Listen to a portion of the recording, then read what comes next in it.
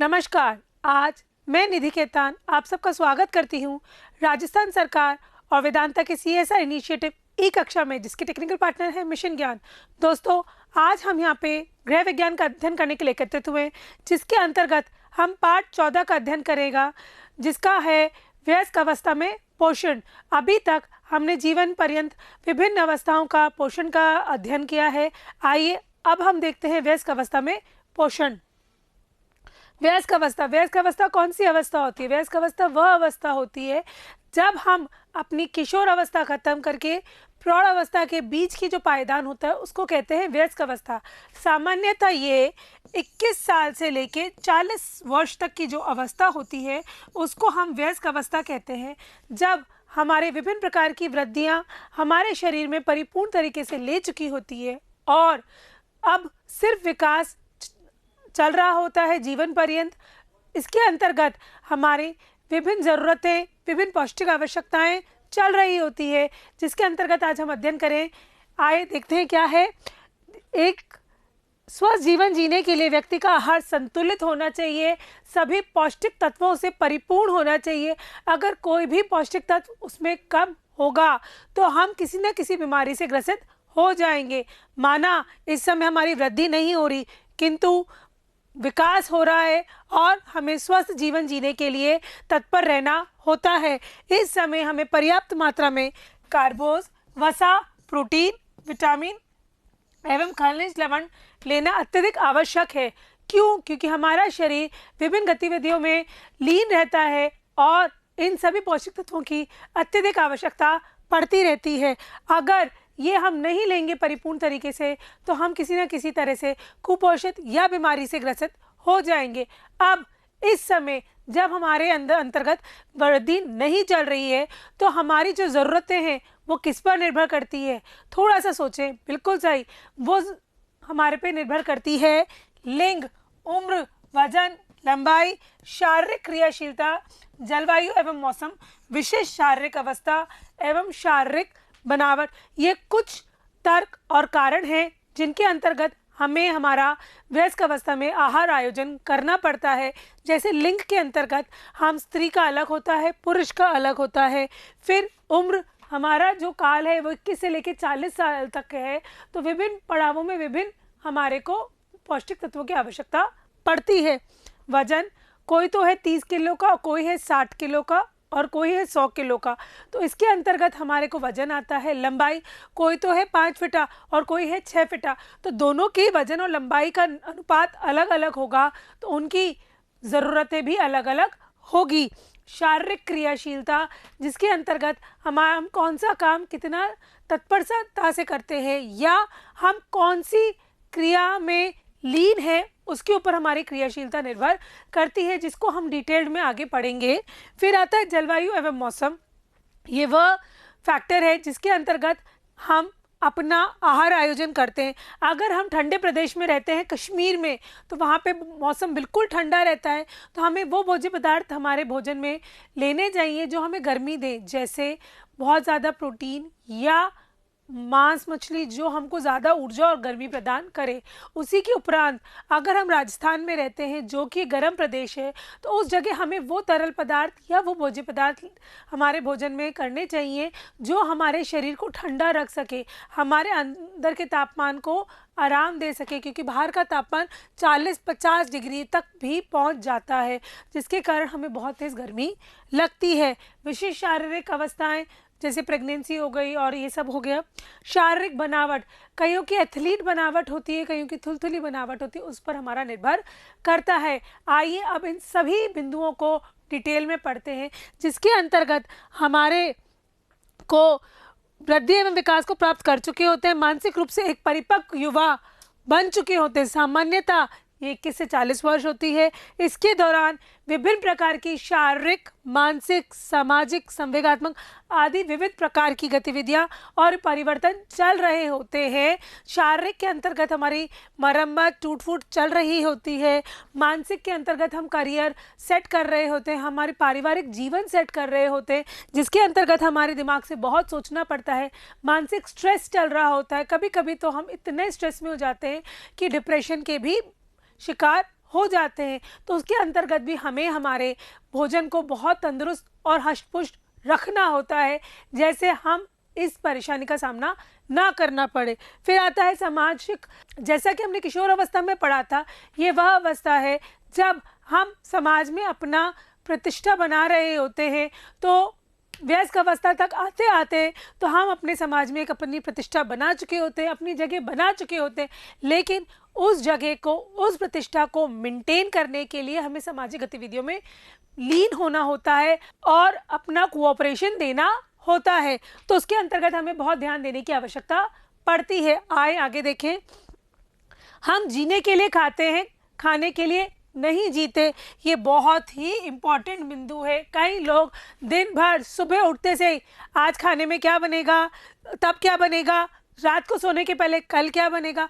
तो दोस्तों, हम जीने के लिए खाते हैं। जैसे हमारा जो ये शरीर नुमा मशीन है, इसको परिपूर्ण तरीके से काम कर सके, उसको काम ले सके, ना कि खाने के लिए जीते हैं। हमारी जो जीभ है वो 6 इंच की जीभ है, वो 2 मिनट का स्वाद लेती है, लेकिन किंतु उसके बाद हमारे शरीर को उसका पूरा मेटाबॉलिज्म करना पड़ता है, उसका यूज़ करना पड़ता है।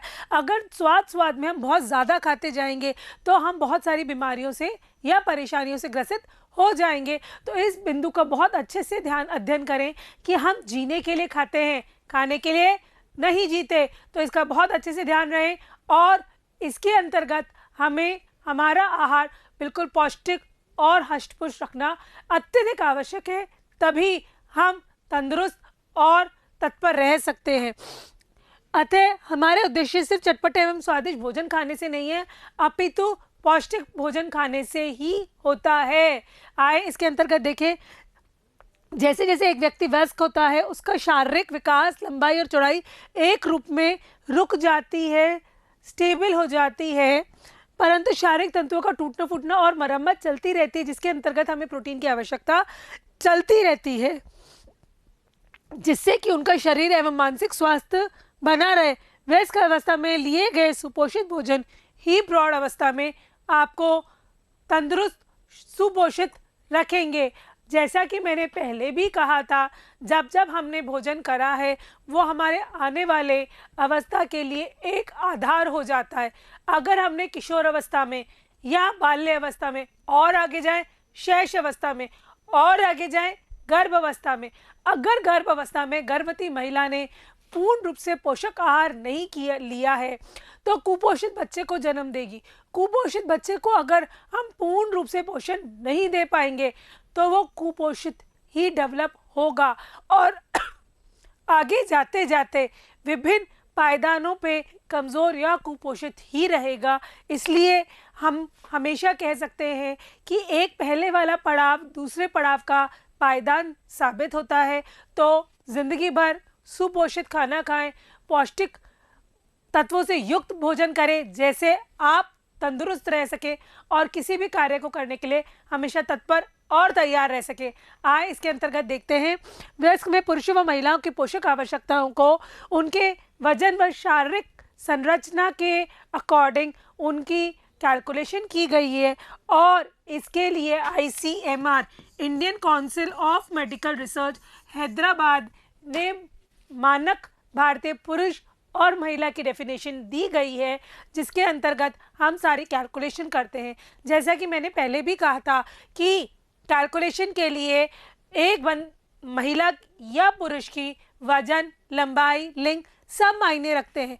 तो अगर कोई 5 फीट का 70 किलो है और दूसरा ही उसके कंपैरिजन में 6 फीट का 70 किलो है, 5 फीट और 6 फीट दोनों का वजन 70 किलो, ये तो लगेगा मोटा और ये लगेगा पतला। क्यों? क्योंकि इन दोनों का अनुपात बिल्कुल डिफरेंट हो जाएगा, इनकी पौष्टिक ज़रूरतें भी भिन्न हो जाएगी। इसलिए हमने हमारी पढ़ाई के लिए समझाने के लिए एक मानक भारतीय पुरुष और महिला की डेफिनेशन दी है, जिसके अंतर्गत हम पौष्टिक ज़रूरतों को डिफाइन करते हैं और आगे अगर इनमें डिफरेंस होता है तो आप उसको चेंज कर भी सकते हैं।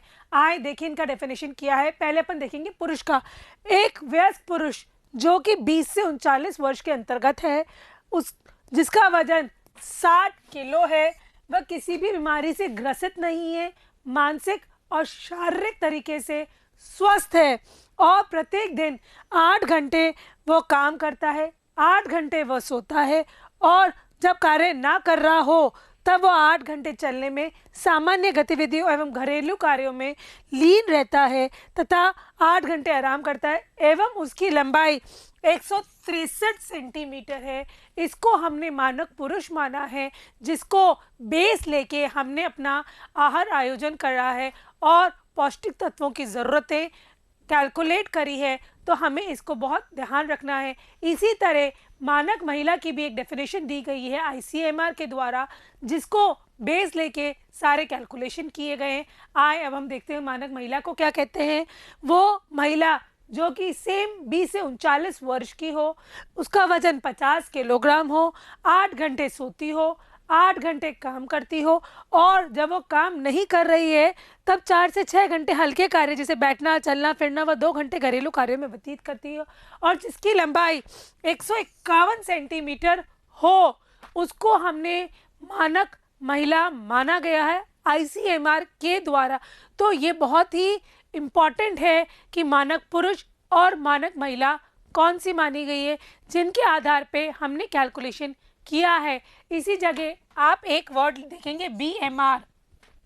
ये बहुत ही इम्पॉर्टेंट पॉइंट है, हालांकि कई बार आपके सवालों में पूछा जा चुका है। इसका होता है नाम बेसल मेटाबॉलिक रेट या आधार, बेसल इज आधार, उपापचय दर। दोनों में मैंने हिंदी और इंग्लिश में लिखा है। इंग्लिश सामान्यता या अंग्रेजी में ही BMR या बेसल मेटाबॉलिक रेट हिंदी में लिख दिया जाता है। आधार उपापचय दर सामान्यता आपको सवालों में नहीं दिखेगा, लेकिन आपके समझाने के लिए बता रही हूँ। इस बेसल मेटाबॉलिक रेट का आखिर मतलब क्या होता है? ये विभिन्न लोगों की विभिन्न होती है, जिनके अंतर्गत हमें पौष्टिक तत्वों की आवश्यकताओं को जानना अत्यधिक आवश्यक है। इसके अंतर्गत कहा गया है एक महिला या पुरुष जो शारीरिक, मानसिक, सामाजिक तरीकों से स्वस्थ है, जो 8 घंटे लेटी हुई है किंतु सोई हुई नहीं है, कोई भी कार्य नहीं कर रही जो वांछनीय होता है, जैसे हाथ हिलाना, उठना बैठना, किंतु उसके शरीर में अवांछनीय कार्य सारे हो रहे हैं, जैसे दिल धड़कना, आपकी पाचन क्रिया होना, आपकी तंत्रिकाओं का काम करना, वो सारे कार्य हो रहे हैं। उस 8 घंटे में जितनी आपकी ऑक्सीजन या एनर्जी का कंजम्पशन होता है, उसको बेसल मेटाबॉलिक रेट कहते हैं। ये वह दर होती है जितनी, अगर आप कोई भी कार्य नहीं कर रहे किंतु आपके शरीर को चलाने के लिए वह कार्य, उतनी कैलोरी की आवश्यकता होती ही होती है। तो ये आपकी बेसल मेटाबॉलिक रेट कहलाती है या आधार उपापचय दर कहलाती है, जब आपका शरीर लेटा हुआ है, सोया हुआ नहीं है और अवांछनीय जो आपकी मसल्स हैं वो सारा काम कर रही हैं और उस दौरान जितनी आपकी एनर्जी का कंजम्पशन हो रहा है या ऊर्जा का कंजम्पशन हो रहा है, उसको ये दर कहते हैं। और ये आपके कैलकुलेशन के लिए बहुत मायने रखती है। क्यों? क्योंकि कुछ लोगों का ये बहुत ऊंचा होता है, तो वो कितना भी खिला लो पतले के पतले लगते हैं, क्योंकि उनको अवांछनीय कार्य में ही बहुत एनर्जी की कंजम्पशन होता है। और कुछ लोगों का बहुत कम होता है, तो उनको थोड़ा सा भी खिलाते ही बहुत मोटे हो जाते हैं। तो ये आपका तय करता है किसी हद तक कि किसी इंसान की BMR रेट कितनी है, उस हिसाब से उनकी ऊर्जा की आवश्यकता कम या ज़्यादा भी कर सकते हैं। दोस्तों, इसको बहुत अच्छे से याद करना, अध्ययन करना। कई बार ये 1 मार्क के सवाल में पूछा जा सकता है और इसकी फुल फॉर्म भी पूछते हैं, BMR किसे कहते हैं, तो उस जगह आप लिखेंगे बेसल मेटाबॉलिक रेट या आधार उपापचय दर, दोनों ही इसके नाम हैं। और इसको कैसे कैलकुलेट किया जाता है वो भी पूछा जाता है। आइए इसके आगे अध्ययन करते हैं। पोषण संबंधी आवश्यकता। आईसीएमआर ने वयस्कों के लिए विभिन्न पौष्टिक तत्वों की आवश्यकता कैलकुलेट करी है, मानक पुरुष और महिला को ध्यान में रखते हुए, जिसके अंतर्गत उन्होंने विभिन्न उनकी ऊर्जा, प्रोटीन, कैल्शियम, लौह तत्व और विभिन्न और पौष्टिक तत्वों का कैलकुलेशन किया गया है। इसको आधारभूत लेने के लिए 3 कैटेगरी में बांटा गया है: कम क्रियाशील, मध्य या साधारण क्रियाशील और अधिक क्रियाशील। ये वह क्रियाशीलता है जो एक महिला या पुरुष किसी कार्य में लीन होते हैं।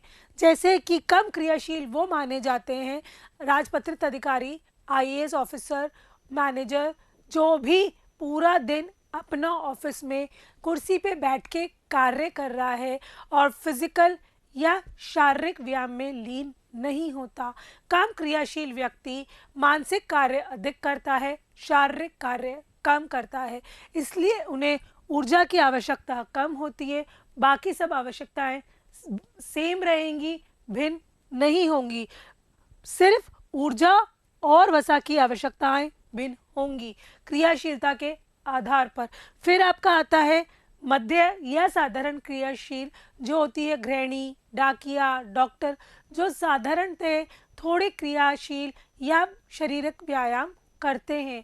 अधिक क्रियाशील वो होते हैं जो दिन पर्यंत अपने शारीरिक श्रम से कार्य करते हैं।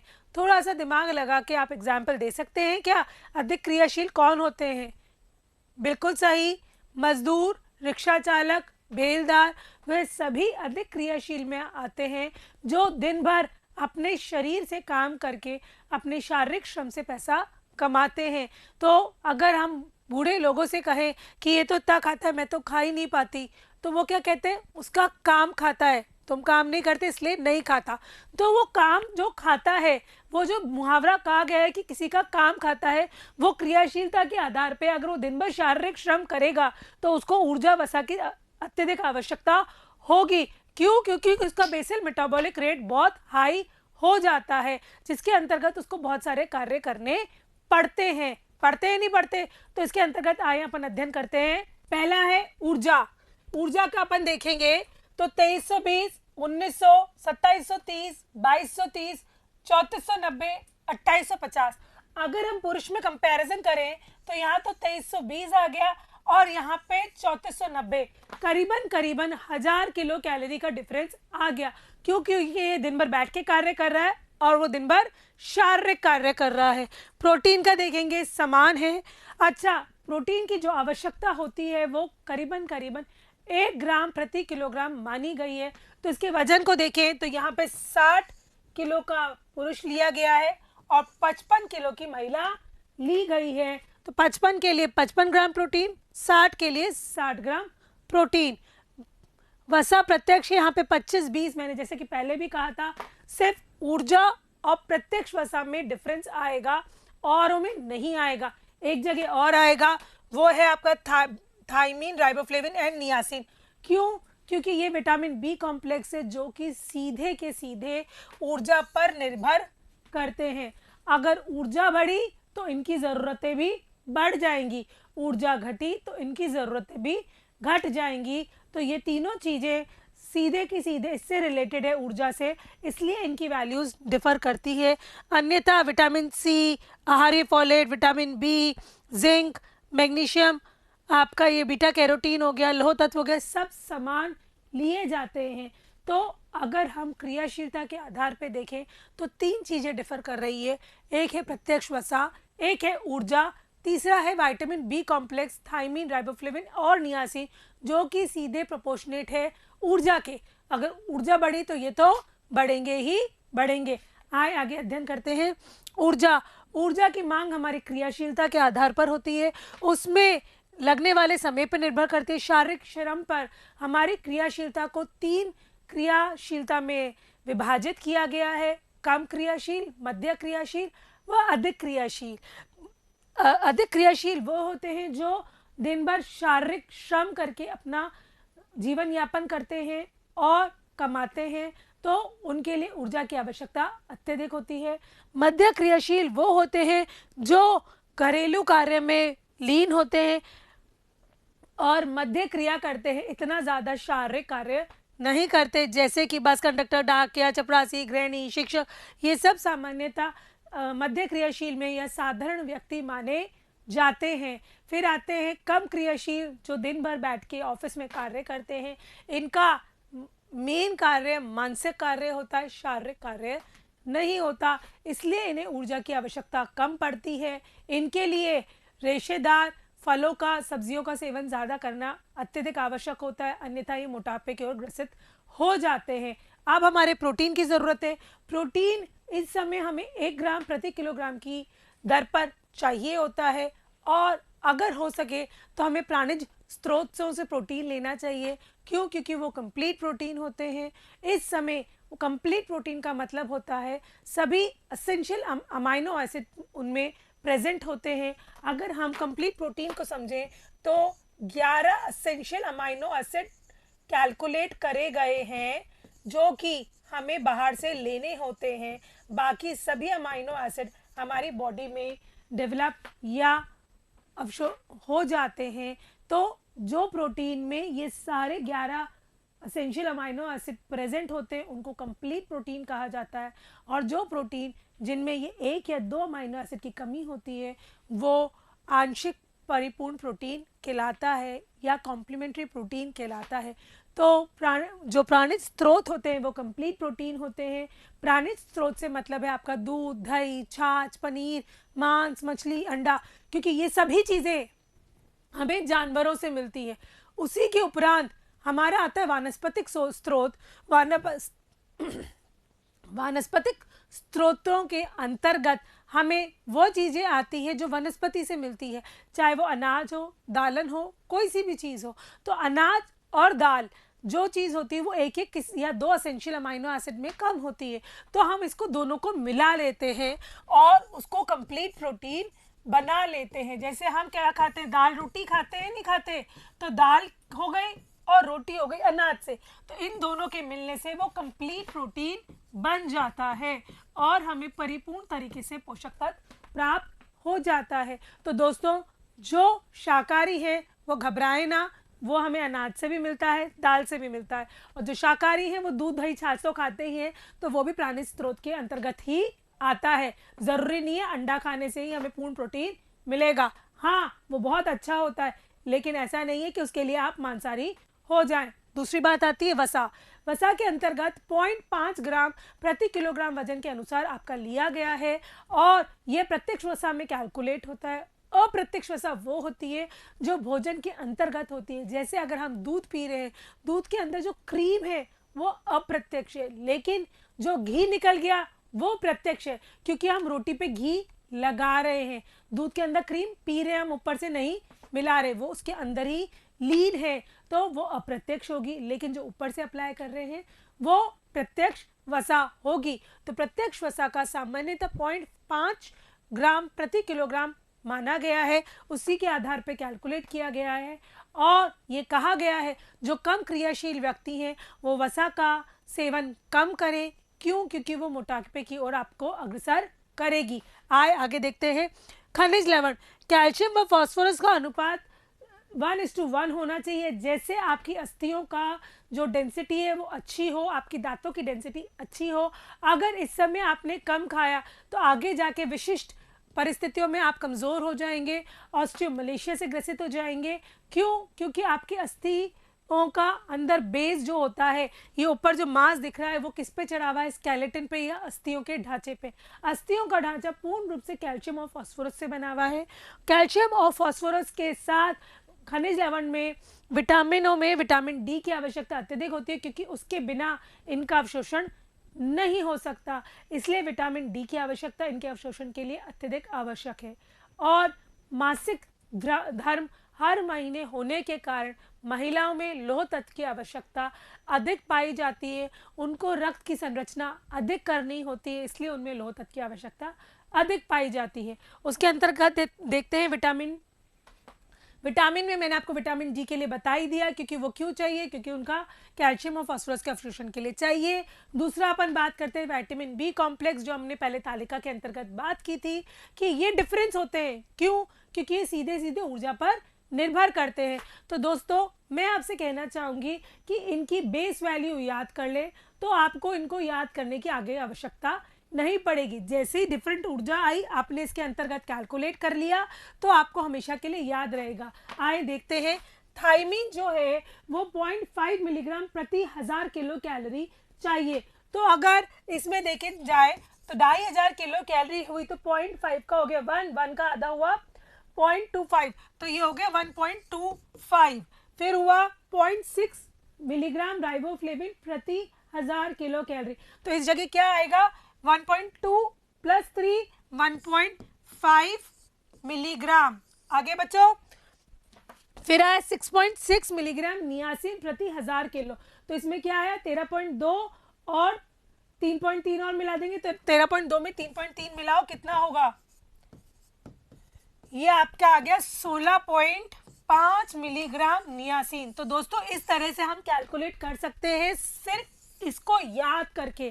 तो जो भी हम आगे कैलकुलेशन करेंगे किसी भी पेपर में आएंगे, क्योंकि आपके लिए प्रैक्टिकल में भी एक वयस्क या गर्भवती महिला या किशोरी किसी का भी कैलकुलेशन आ सकता है, तो ये बेस रिक्वायरमेंट होती है। तो अगर आप इसको याद करेंगे तो अच्छे से लिख पाएंगे और वाइवा के लिए भी तैयार हो पाएंगे।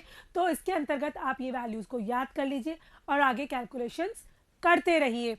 फिर आपका आता है जल। जल हमारे को कोई भी पौष्टिक तत्व से परिपूर्ण नहीं करता है, लेकिन एक हमने बचपन में पोयम पढ़ी थी, मछली जल की रानी है, जीवन उसका पानी है। तो इसी तरह हमारे लिए भी जल जीवन है और इस जीवन के बिना हम मर जाएंगे। क्योंकि हमारा जो शरीर है वो 60 से 65% जल से बना हुआ है, चाहे वो रक्त हो, चाहे वो कोशिकाएं हो, चाहे वो कोई भी कार्य हो, लेकिन उसका आधारभूत जल ही है।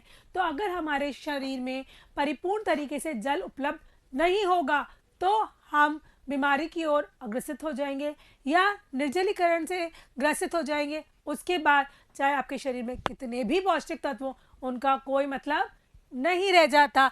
इसलिए दिन भर में 8 से 10 ग्लास पानी या जल या तरल पदार्थ का सेवन करना अत्यधिक आवश्यक है, जिसके अंतर्गत हम दूध, दही, जूस, छाछ, आपकी चाय, दाल सबको सम्मिलित करते हैं। तो दोस्तों जल ही जीवन है, निर्जलीकरण से बचें, तभी विभिन्न प्रकार के पौष्टिक तत्वों का अवशोषण आपके शरीर में हो पाएगा और आप तंदुरुस्त रह पाएंगे।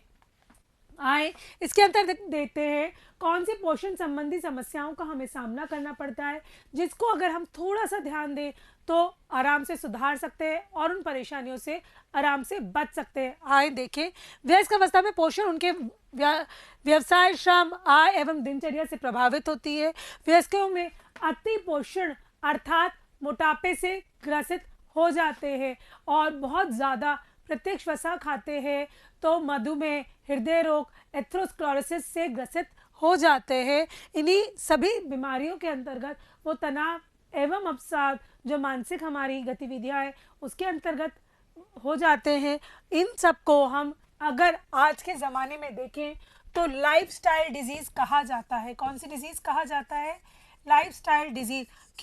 क्योंकि हम जीभ का स्वाद लेते हैं, 24 घंटे इस शरीर से काम लेते हैं, लेकिन पूरे दिन में 24 मिनट इस शरीर को देने के लिए तैयार नहीं होते। अगर हम 24 घंटे इस शरीर से काम लेते हैं और अगर 24 मिनट इस शरीर को प्रतिदिन दे देंगे तो ये मैं वादा करती हूँ इन किसी भी बीमारी से आप ग्रसित नहीं होंगे और स्वस्थ जीवन यापन पूरे जीवन पर्यंत कर पाएंगे और लाइफस्टाइल डिजीज से ग्रसित नहीं होंगे। तो दोस्तों ये ध्यान रखें कि 24 मिनट अगर हम किसी चीज़ से काम ले रहे हैं तो 24 मिनट उसको देने पड़ेंगे। एक मशीन जो कि कल पुर्जों या लाइट से चलती है उसको भी हमें थोड़ी देर आराम देना पड़ता है, बंद करना पड़ता है, अन्यथा वो भी गर्म होके जल के फूक जाती है। तो दोस्तों ये तो आपका शरीर है, ये जीवन पर्यंत आपके साथ रह रहा है, तो 24 मिनट तो देना बनता है ना।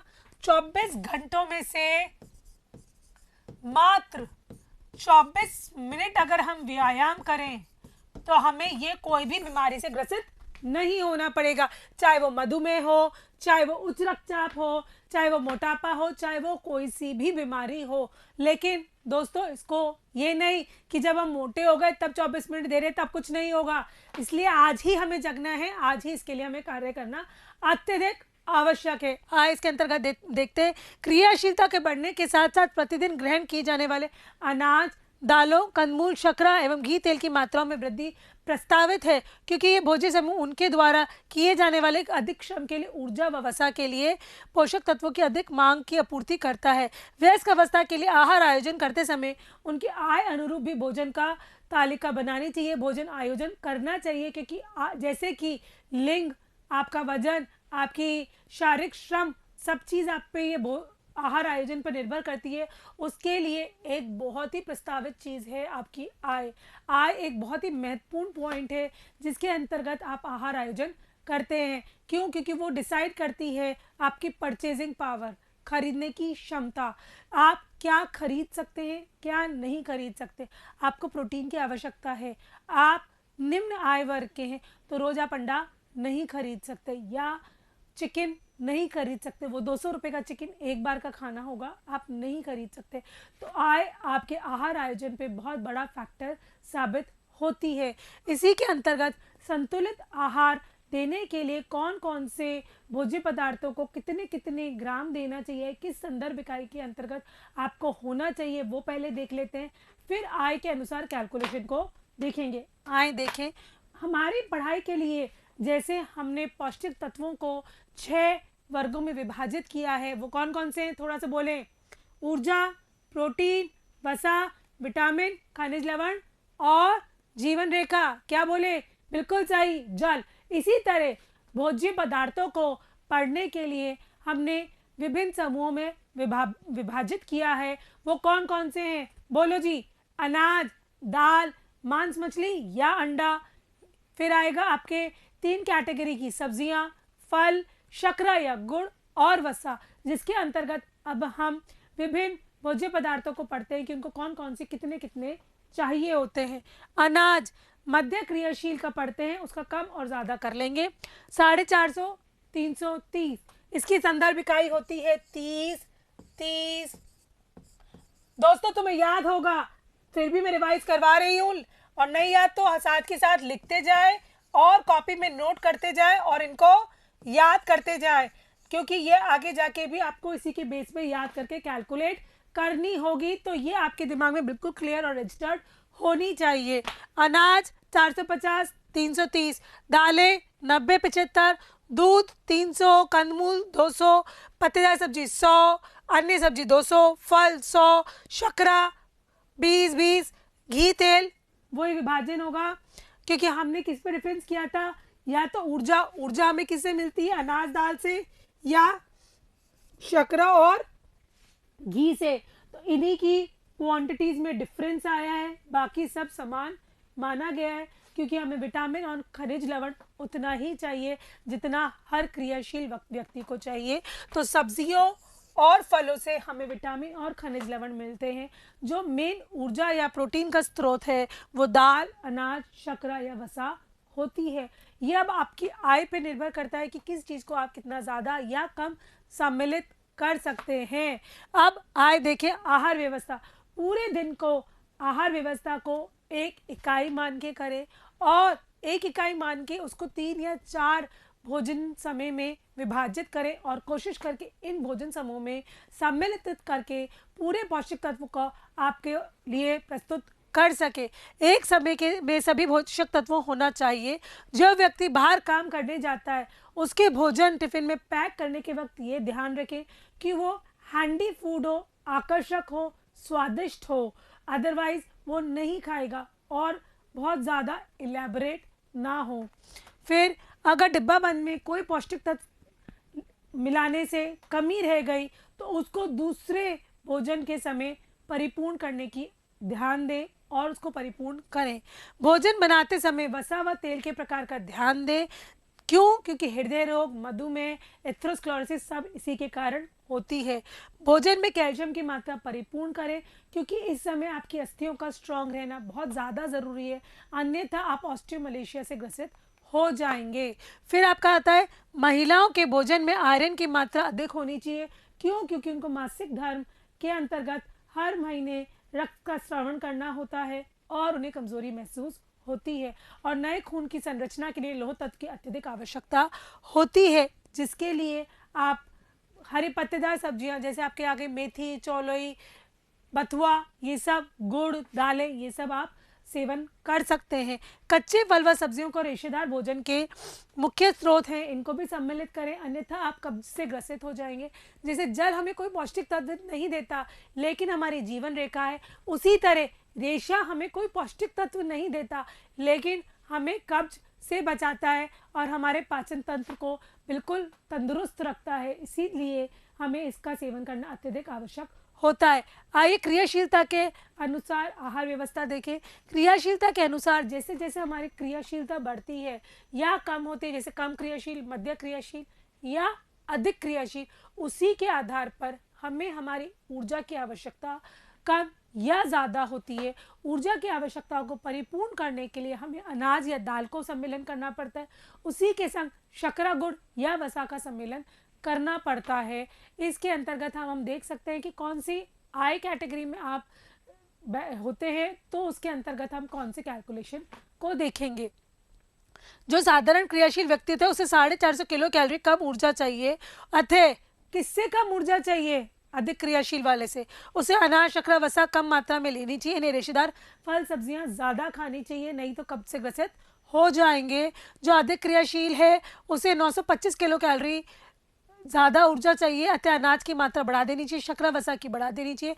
प्रोटीन, विटामिन ए, बी युक्त भोजन को भी करना चाहिए। विटामिन बी जो है वो सीधे सीधे ऊर्जा पर निर्भर करता है, तो उसका कैलकुलेशन उसी के अंतर्गत किया जाना चाहिए। आइए अब देखते हैं आय वर्ग के अनुसार आहार व्यवस्था।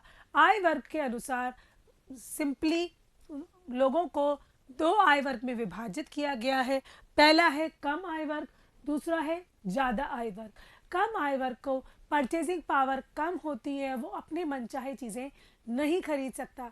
कम आय वर्ग के अंतर्गत वो आते हैं जो अधिक क्रियाशील होते हैं, मजदूर, पत्थर तोड़ने वाला, बेलदार, लेबर या रिक्शा चालक, इनकी आय इतनी ज़्यादा नहीं होती है।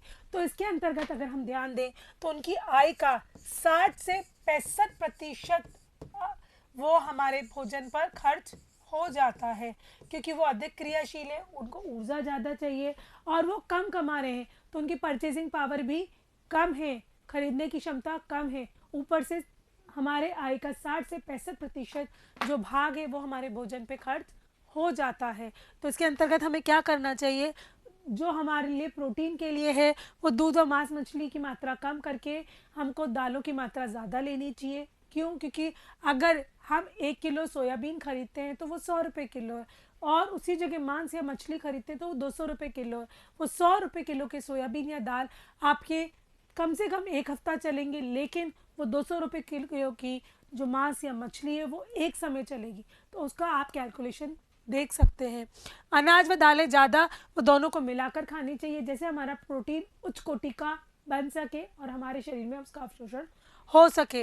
मौसमी व कम मूल्य वाली सब्जियों का प्रयोग करें, क्योंकि वो कम पैसे में मिलेंगी, मोर पौष्टिक होंगी, हष्ट पुष्ट रखेंगी, रेशा आपको देंगी, और आपको परचेजिंग पावर कम होने के कारण उसी में आपको खरीदना अत्यधिक आवश्यक हो जाता है। दालों को अंकुरित करके खाएं, जिससे कि ज़्यादा मात्रा में विटामिन सी और अन्य विटामिन भी आपको मिल सके और किसी भी प्रकार के आपको पोषण से शिकार ना हो। वसा व तेल की मात्रा कम करके शर्करा व गुड़ की मात्रा बढ़ा दें, ताकि ऊर्जा का स्रोत आपका बढ़ सके और आपका जो कैलकुलेशन या खर्चा है वो कम हो सके। अब इसके अंतर्गत देखते हैं उच्च आय वर्ग। उच्च आय वर्ग के अंतर्गत हमें परचेजिंग पावर बहुत अच्छी है, हमें सोचना नहीं पड़ता, तो हम कुछ भी खरीद सकते हैं। हम हमारे प्रोटीन स्रोतों को प्राणित स्रोत ज़्यादा रखें, जैसे हमें उच्च कोटि का मिले, क्योंकि हमें परचेजिंग पावर अच्छी है। अनाज व दाल कम खाएं, फल व सब्जियां ज़्यादा खाएं। अभी आप पे निर्भर करता है कि आप सर्दी के मौसम में आम भी खा सकते हैं और गर्मी के मौसम में आप गोभी या मटर भी ले सकते हैं। क्यों? क्योंकि आपको परचेजिंग पावर अच्छी है, आपके लिए पैसा कोई लिमिटेशन वाला फैक्टर नहीं है। वसा व तेल की मात्रा उच्च वर्गीय क्षेत्र में ज़्यादा होती है। इसके अंतर्गत आप शर्करा और गुड़ की मात्रा बिल्कुल निम्न या ख़त्म कर सकते हैं, जैसे आप किस मोटापे से ग्रसित ना हो। फिर आपका आता है कम मूल्य से आप संतुलित आहार कैसे कर सकते हैं। हमको तंदुरुस्त और स्वस्थ रहने के लिए कोई भी आय की कैलकुलेशन की ज़रूरत नहीं है। ये कहीं नहीं लिखा कि कम आय वाला सुपोषित और तंदुरुस्त नहीं रह सकता और अधिक आय वाला ही तंदुरुस्त रह सकता है। तो दोस्तों, मैं आपको एक ध्यान आकर्षित करना चाहूँगी, जो ज़्यादा आय खाता ले है वो ज़्यादा जंक फूड खाता है, वो कम तंदुरुस्त रहता है। क्यों? क्योंकि उसको लगता है अरे यार अभी तो खा लो, फिर हम जिम चले जाएंगे, हम एक्सरसाइज कर लेंगे, जबकि वो नहीं कर पाता और जीभ के स्वाद के अंतर्गत ही लीन रह जाता है। तो कम आय में भी हम कैसे पौष्टिक भोजन का आयोजन कर सकते हैं, आए उन बिंदुओं पर थोड़ा सा ध्यान दें और तंदुरुस्त रहे। पहला बिंदु है, एक अनाज की जगह 2-3 अनाज मिलाकर खाएं, एक मिलेट मिलाएं, जैसे ज्वार, चना, बाजरा, जैसे आपकी प्रोटीन की गुणवत्ता बढ़ जाए और आप तंदुरुस्त रह सकें। 50 ग्राम हरे पत्तेदार सब्जियां तो खानी चाहिए ताकि विटामिन ए, आयरन और कैल्शियम की मात्रा आपको परिपूर्ण तरीके से शरीर में मिल सके। सस्ते व पीले फल जैसे पपीता, आम आदि का सेवन करें, जिससे विटामिन ए और सी पर्याप्त मात्रा में आपको मिल सके और आप सुपोषित रह सके। 150 मिलीलीटर दूध लेवें, जिससे राइबोफ्लेविन, कैल्शियम आदि पोषक तत्व मिले। 10 ग्राम ज़्यादा तेल लेवें ताकि ऊर्जा का आवश्यक स्रोत बना रहे और आपको पूर्ण रूप से ऊर्जा का प्राप्ति होती रहे। आए इसके अंतर्गत भोजन की दर कम करने के लिए कुछ प्रस्तावों को अध्ययन करते हैं, जैसे हम कम पैसे में पौष्टिक तत्वों का पूरा समावेश कर सके और सभी समाज को पोषण से परिपूर्ण कर सके और कुपोषण को भगा सके। आए कुछ बिंदुओं पर ध्यान देते हैं। राशन की दुकान से सामग्री खरीदें। भोजन में ज्वार, बाजरा, रात्रि को ज़्यादा प्रयोग करें। अनाज जिसकी मूल्य दूसरे भोज्य पदार्थों से कम हो उसको देखें। बड़ी व मोटी रोटी बनाएं, जैसे हमें शुद्ध संतुष्टि परिपूर्ण तरीके से मिले, जो कि हमने पार्ट 10 में अध्ययन की थी। किचन गार्डन में मिलने वाले हरे पत्तेदार सब्जियां जो कम दाम में मिले, जैसे पालक, चौलाई, मेथी, मीठा नीम आदि खरीदने या हमारे घर में उगा सकते हैं। फिर आएगा खमीरीकरण, माल्टीकरण या अंकुरीकरण को अपने भोजन में समावेश करें, जैसे हम पोषक तत्वों को और इंक्रीज कर सकें और पाचन क्रिया उनकी बढ़ा सकें। फूल गोभी, गाजर, चुकंदर, मूली, प्याज आदि की पत्तियों का सेवन करें। मैं आपका ध्यान आकर्षित करना चाहूँगी, जो हम फूल गोभी खाते हैं उनके जो पत्ते होते हैं वो सामान्यतः हम सेवन नहीं करते, लेकिन अगर हम फूल गोभी के पत्ते लेके आएंगे तो बहुत ही लौह तत्व परिपूर्ण होते हैं और उसके रोल करके बेसन लगा के अच्छे से विभिन्न प्रकार के व्यंजन आप बना सकते हैं। घर पर बनाए हुए भोजन कम खर्चीले होते हैं, अतः घर का ही भोजन का सेवन करना अत्यधिक आवश्यक हो जाता है। भाप से पकाए भोजन तेल व घी में बने भोजन के बजाय कम मूल्य में पौष्टिक और परिपूर्ण होते हैं पोषक तत्वों से। शर्करा के बजाय गुड़ का प्रयोग करें। क्यों? क्योंकि गुड़ आयरन युक्त होता है, लौह तत्व युक्त होता है और शर्करा से सस्ता मिलता है। सस्ते व मौसमी फल एवं सब्जियां जैसे पपीता, अमरूद आदि का सेवन करें, जैसे विटामिन ए और सी आपको पर्याप्त मात्रा में मिल सके। प्राकृतिक भोजन संरक्षित भोजन से सस्ता होता है, अतः इनका ज़्यादा प्रयोग करें। तो इस अध्याय के अध्ययन करते हुए मैं आशा करती हूँ कि आपको अच्छे से समझ में आया होगा कि वयस्क अवस्था के पोषण के अंतर्गत हमने किन किन बिंदुओं का अध्ययन किया है। जैसे हमने पोषक तत्वों का अध्ययन करते हुए उनकी आहार संबंधी पोषक तत्वों की ज़रूरतें, ऊर्जा के अंतर कम क्रियाशील, अधिक क्रियाशील और मध्य क्रियाशील, प्रोटीन, वसा, खनिज लवण, जल, इनका अध्ययन किया। उनकी पोषण संबंधी बीमारियां को अध्ययन किया, जैसे उनकी लाइफस्टाइल डिजीज़ वगैरह। फिर पोषण संबंधी ज़रूरतों को अध्ययन किया कि इनके अंतर्गत उनको कौन कौन से भोज्य पदार्थ कितनी कितनी मात्रा में चाहिए। फिर उनको आहार आयोजन के अंतर्गत उनकी क्रियाशीलता का आधार लिया, फिर उनकी आय का आधार लिया, कम आय व ज़्यादा आय। फिर हमने आधार लिया कि कम आय में भी हम किस प्रकार से पौष्टिक भोजन का आयोजन और समावेश करके पोषण दे सकते हैं। तो इन सब का अध्ययन करते हुए आशा करती हूँ कि आपने इस पाठ का पूर्ण रूप से अध्ययन किया होगा और याद कर रहे होंगे और निरंतर उसको नोटबुक में लिख भी रहे होंगे। अध्ययन करते रहिए, पढ़ते रहिए। तब तक दूसरे भाग में मैं इसके प्रश्नोत्तर लेके आपके सामने हाजिर होती हूँ। नमस्कार।